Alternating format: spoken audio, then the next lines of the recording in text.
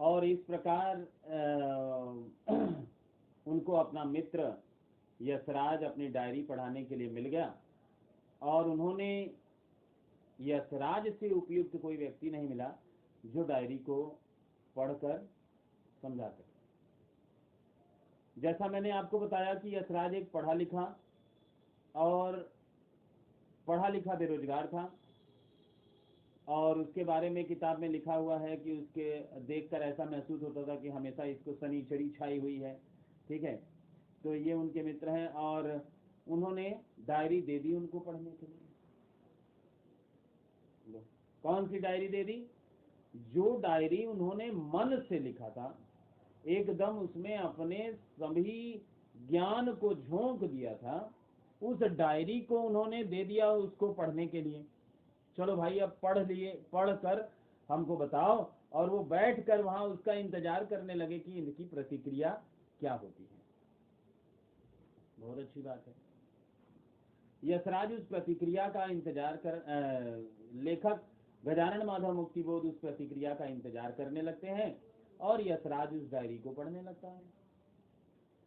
पढ़ा, उस डायरी को पढ़ा जिसको इन्होंने बड़े मन से लिखा था। हाँ, परसाई जी के पास भेजना है, संपादक के पास भेजना है, और वसुधा में ये छपेगी। इन सारे उद्देश्यों से उन्होंने उसको लिखा था, और यशराज उस डायरी को पढ़ा। यशराज पढ़ा लिखा है, बेरोजगार है, उसके पास काफी वक्त भी है, और वो उस डायरी को पढ़कर इनको अपनी प्रतिक्रिया देगा। और यदि उसकी प्रतिक्रिया अच्छी होती है तो इनको बड़ी आत्मसंतुष्टि मिलेगी, ऐसा ये सोच रहे थे। गजानन माधव मुक्तिबोध इंतजार करने लगे। यशराज डायरी को पढ़ रहा है, पढ़ लिया, और वह प्रतिक्रिया देने के लिए तैयार है, और उसने प्रतिक्रिया दे दी। क्या प्रतिक्रिया दी?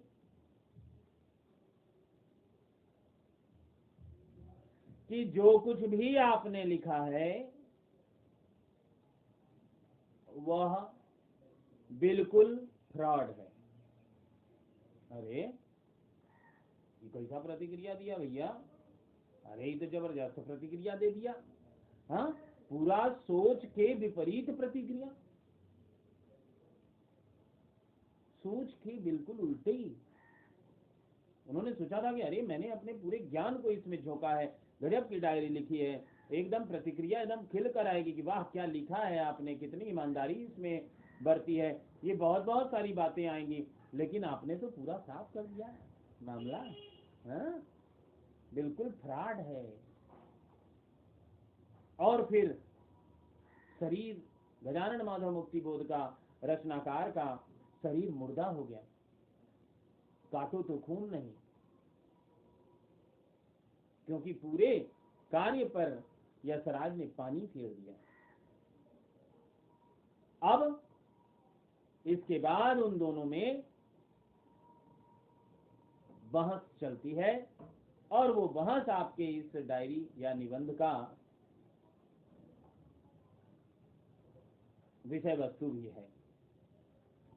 तो आधे में आप लोगों ने जाना कि किस प्रकार गजानन माधव मुक्तिबोध ने डायरी को लिखा, डायरी को लिखकर किस कारण से लिखा, क्या कुछ उसमें उद्देश्य रहा, कहाँ उसको छपवाना था या कहाँ छपना था। इन सब बातों के बाद अब आधे पाठ की समाप्ति आप कर चुके। अब नेक्स्ट आधे में क्या होता है कि जब उसने कह दिया कि ये डायरी तो बिल्कुल फ्रॉड है, क्या लिखे हो तुम, हाँ, इतनी ईमानदारी भी कोई बरतता है क्या, इतना भी ईमानदार कोई है क्या। अब आइए एक बात और जानिए। यशराज पेशे से वकील है, दिन भर उसका सच को झूठ, झूठ को सच बनाने में बीतता है। उलट फेर ही उसका पेशा है। और साहित्यकार एक सरल हृदय और एक ईमानदार हृदय के साथ अपने समस्त कार्य करता है, और ये रचना भी उसने उसी तरह से लिखी है। तो अब दोनों ही बिल्कुल विपरीत प्रतिक्रियाओं वाले लोग आपस में मिलकर संगम स्थिति तैयार करना चाहते हैं, समागम करना चाहते हैं, दोनों एक दूसरे से मिलकर एक मत राय बनाना चाहते हैं, जो संभव नहीं। वो ईमानदार यह इस तरह से अपना पेशा करता है, तो कुल मिलाकर इनका समागम संभव नहीं था और वही हुआ। प्रतिक्रिया के बाद दोनों में बहसें होती हैं। बहस किस विषय पर होती है, बस यहां पर थोड़ा सा जानने की आवश्यकता है। देखिए, आधुनिक काल में आपने देखा कि भारतेंदु युग, द्विवेदी युग, छायावाद युग, प्रगतिवाद, प्रयोगवाद, नई कविता, छठोत्तरी, ये सारे एक के बाद युग आते गए और इसमें लेखन की शैली में यानी स्टाइल ऑफ राइटिंग में बहुत परिवर्तन आया। स्टाइल ऑफ राइटिंग में जो परिवर्तन आया, यह परिवर्तन के ऊपर बहुत सारी बातें हैं। चलिए एक बार चर्चा करते हैं थोड़ा सा। जब भक्ति काल में गोस्वामी तुलसीदास, कबीरदास या और भी उस समय के रचनाकार जो कुछ भी लिखते थे, उनका पूर्ण लेखन समर्पित था समाज को। पूर्ण लेखन समर्पित था समाज को, देश को और लोगों की भलाई के हेतु। जब कोई रचनाकार, जब कोई साहित्यकार ऐसी बातें लिखता है, तो वो वस्तु पक्ष को ध्यान में रख के लिखता है कि एक ऐसा वस्तु लिखें जिससे समस्त व्यक्ति को, समस्त जीव जगत को या समस्त पाठकों को लाभ हो और उनके जीवन से वो जुड़ जाए। लेकिन जब हम कुछ लिखें और कुछ आत्म पक्ष लिखें, वेरी पर्सनल, वेरी व्यक्तिगत, अपना व्यक्तिगत रूप को निखार कर बाहर लाने की कोशिश करें, अपनी रचना में उतारने की कोशिश करें, तो वह आत्म पक्ष होता है। आत्म पक्ष, वस्तु पक्ष, दोनों में थोड़ा डिफरेंशिएशन है। आप इसको समझ जाएं। अब आइए अपने लेख में जुड़िए, अपने डायरी में जुड़िए। तो जब उसने बताया कि ये पूरी रचना, ये पूरी डायरी आपकी फ्रॉड है, उसके बाद उन दोनों में बहसें होती हैं और वो बहस इसी विषय पर होती है, वस्तु पक्ष और आत्म पक्ष पर। तर्क में ये सब भी उभर कर आता है कि भक्ति काल के जो बहुत सारे कवि थे, उसमें से कुछ एक को छोड़कर सभी वस्तु पक्ष की बात ध्यान में रखते थे और कुछ लोग वहां भी आत्म पक्ष की चर्चाएं करते थे, आत्म पक्ष पर रचनाएं रचते थे। लेकिन छायावाद युग में संपूर्ण रूप से आत्म पक्ष पर लिखाते हैं लोग, आत्म पक्ष में लिखी गई है सारी रचनाएं। ये दोनों बातें, इन दोनों में बहस होती रहती है।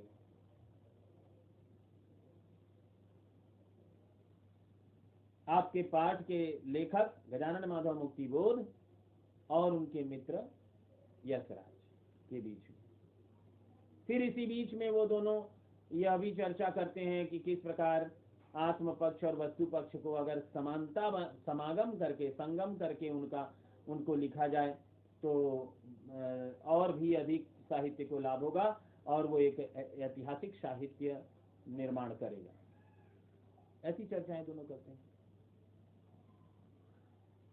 और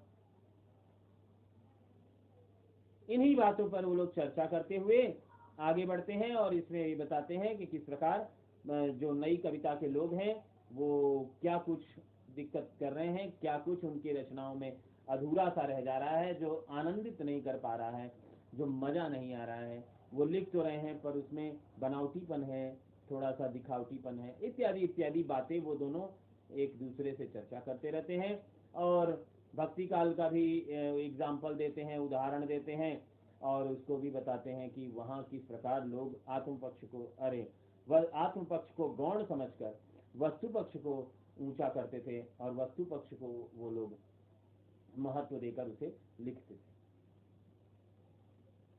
हम लोग सब जानते हैं कि तुलसीदास जी के दोहे हों, कबीरदास जी के दोहे हों, ये सब जनता के सुख के हित में कार्य किया और सब कुछ उन्होंने जनता के हित हेतु लिखा। रामचरितमानस आज भी प्रत्येक व्यक्ति के जीवन में हर समस्या का समाधान लेकर प्रस्तुत है। यहाँ कहीं भी आप आत्म पक्ष नहीं मिलता, कहीं भी आत्म डिस्क्रिप्शन वर्णन नहीं मिलता। इसी बात पर दोनों एक दूसरे से चर्चा करते हैं, वही आपका पाठ आगे बढ़ता है और फिर अंत तक पहुंचते पहुंचते हैं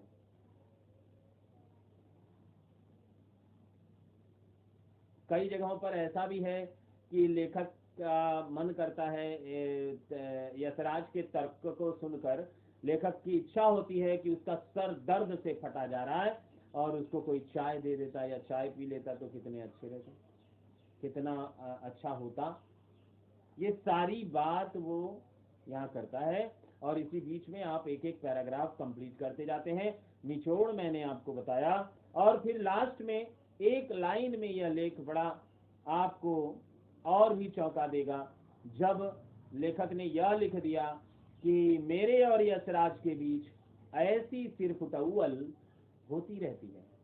यानी वो दोनों मित्र हैं, ये तो आप पहले से ही जानते हैं, और उन दोनों में ऐसी चर्चाएं होती रहती हैं। तो इस प्रकार वो आगे बढ़ते हैं। आप ध्यान रखें कि यह पाठ 1960 में मार्च महीने में वसुधा पत्रिका में प्रकाशित हुआ, माने छपी थी, और ये वहीं से लिया हुआ एक अंश है। आपसे ये प्रश्न भी बोर्ड के प्रश्न में पूछा जाता है कि कहाँ छपी थी, कब छपी थी, तो आपको इसका उत्तर भी देना है। आप इस डिस्क्रिप्शन के माध्यम से आप पूरी तरह से पाठ को अच्छी समझ चुके होंगे, ऐसा मैं सोच रहा हूँ।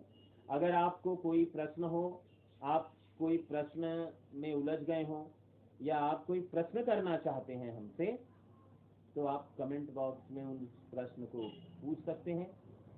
मौजूद विषय पर हो या फिर कोई अन्य विषय पर अगर आप हमसे डिस्क्रिप्शन चाहते हैं या कोई प्रश्न पूछना चाहते हैं तो आप उस पर भी हमसे चर्चा कर सकते हैं।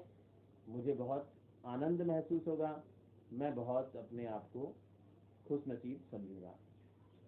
बने रहें आप हमारे साथ, हम लोगों के साथ, और आप अपना प्यार हमें इसी प्रकार देते रहें ताकि हम आपके प्यार और सपोर्ट के माध्यम से और भी आगे बढ़ सकें, आप तक अच्छी तरह से पहुंचने का प्रयास कर सकें। तो धन्यवाद मेरे दर्शकों, आपका बहुत बहुत शुक्रिया, बहुत बहुत धन्यवाद। आपको ढेर सारी शुभकामनाएं। स्वस्थ रहें, खुश रहें और बने रहें हमारे साथ।